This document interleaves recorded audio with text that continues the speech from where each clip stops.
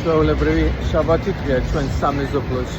გამოვედი უბრალოდ გამოსასეირნებლად, თვალის გასახარებლად, რომ იტყვიან. მაიამიში ადამიანები ღიმილით ჩამოდიან. სექტემბრის თვემდე მეც არ დადეგები მაქვს. 14 აგვისტოს სალომე სკოლაში წავა. დავაბინავებ სალომეს. მე ისევ ჩრდილოეთში დავბრუნდები, სალომეს დედა ჩამოვა აქ, მიხედავს სადღაც ერთი თვე და მე ისევ 10 სექტემბერს დავბრუნდები მაიამიში და მე უკვე მივხედავ უძრავ ქონებას. იქამდე ცოტა ვისვენებ. და მეც სიამოვნებს ეს დრო ჩემთვის. არ დადეგები მაქვს მეც. მე მგონი დავიმსახურე.